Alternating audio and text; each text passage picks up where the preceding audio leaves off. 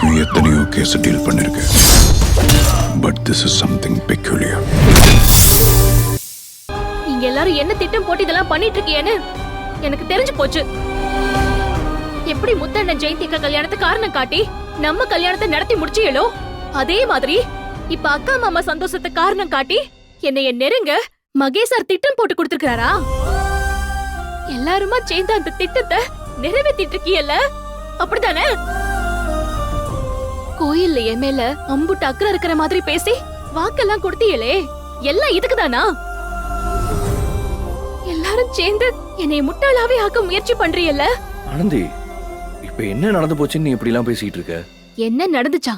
தோ அங்க பாருங்க.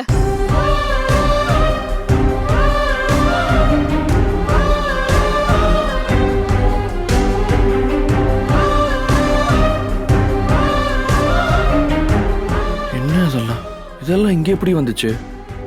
யார் இங்க கொண்டு வந்து வச்சா? சும்மா ஒண்ணும் தெரியாத மாதிரி நடிக்காதீய. ஒண்ணே ஒண்ணு மட்டும் தெளிவா சொல்லிக்கிறேன். இந்த திட்டம் ஏற்காடெல்லாம் மனசு ஒத்து போனா மட்டும்தான்.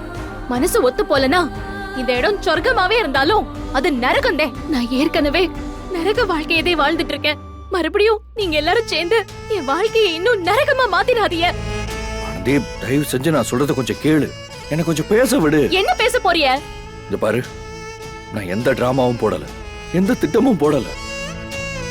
இங்க உன்னை கூட்டிட்டு வந்ததுக்கு ஒரே காரணம், நீ நடந்ததே நினைச்சு தேவையில்லாம மனசை போட்டு குழப்பிக்கிட்டு இருக்க. இங்க வந்தா இங்க இருக்கிற இயற்கை, மரம், காடு இதெல்லாம் பார்த்தா உன் மனசு கொஞ்சம் நிம்மதி கிடைக்கும், சந்தோஷமா இருப்ப. உனக்கு எனக்கும் நடுவுல மறுபடியும் ஒரு நல்ல புரிதல் வரும்னு தான் நீ சொல்ற நரகத்திலிருந்து உன்னை வெளியே கொண்டு வரதுக்கு தான் நான் முயற்சி எடுத்திருக்கேனே தவிர மற்றபடி இதெல்லாம் எதுவுமே நான் ஏற்பாடு பண்ணல. எப்படி நல்ல விதமா பேசி மனசை மாத்தணும்னு நினைச்சாலும் இந்த தடவை நான் ஏமாற போறதில்ல. நான் யாரையும் நம்ப போறதும் இல்ல. இதுவரைக்கும் நான் பண்ண முட்டாள்தனமே போதும். இதுக்கு மேலேயும் முட்டாளா இருப்பேன் நினைக்காதீய. வார்த்தையை விடாத ஆனந்தி, திரும்ப எடுக்கிறது ரொம்ப கஷ்டம். சரி, இப்ப நான் என்ன பண்ணா நீ என்ன நம்புவ? இந்த ரூம்ல நீங்க தங்க கூடாது. வெளியே போங்க.